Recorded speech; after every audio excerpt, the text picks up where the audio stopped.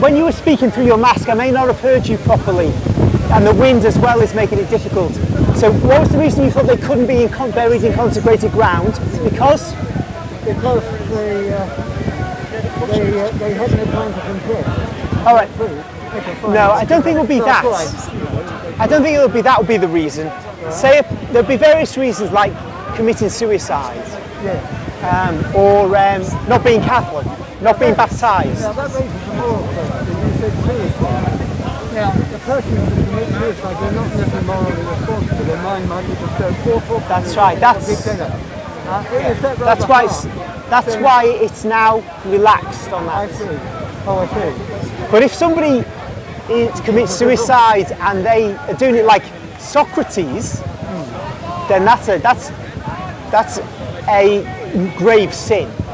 So it could be looked from the point of view of honour or something. Grave sin. Grave sin. Saint Augustine in the City of God, I think a few decades since I read this, so I remember it. I think he was talking about the rape of Lucretia. Lucretia may have took her own life. I think, I could be dead wrong about this, but anyway, Augustine is talking about a noble Roman woman who took her own life after being raped, and he condemned this. Her honour did not justify, God in her honour did not justify taking her life, because her life did not belong to her. Which book of the City of God, I don't know, but it's 30 or 40 years since I read it. Yeah, I read that she would be part of pagan Rome, wouldn't she? Yes, where but you see, were very different. what Augustine was saying is, a lot of this pagan stuff, which the pagan Romans would bring forth, Augustine was saying, that's not honourable at all. What you think is honour is not honour. Honour is staying alive and enduring the life that God gave you despite the suffering you've been subjected to. Well, exposing someone in tremendous distress, mentally properly, they have nothing else, so they take their own life. There are people. Here's the problem. As I see, they're not morally responsible. In the Catholic world, when Catholics are raised up to believe suicide is a grave sin, suicide is far less frequent. Get a country like this, suicide amongst the young is much higher than in a committed Catholic country. So that's an example of how the Catholic faith keeps people alive. So one can say, as you've said, where your mind is disturbed, but in a Catholic culture, a disturbed mind doesn't result in suicide.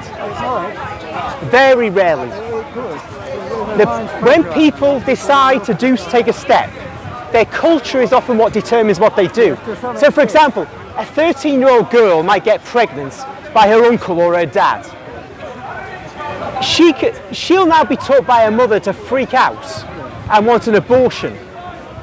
In another culture, she'll be distressed because she's got pregnant by a relative, but she won't think of having an abortion.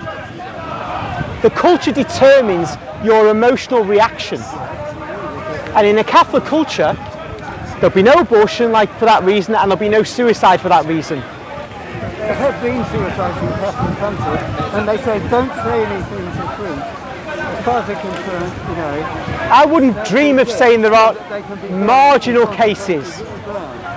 The marginal cases will always be there. I mean, you'll always. So you've got to have a provision for that. Well, yes, now. Have some provision. Yeah. There has been a legal. Yeah, I said you get buried in consecrated. So it's known that a person who commits suicide, the balance of their mind may be disturbed. But the big issue for me is not that. It's that we need a Catholic society where people don't commit suicide. That the balance of your mind is disturbed, but you don't think of suicide as the answer. You think, right, I need to turn to God even more.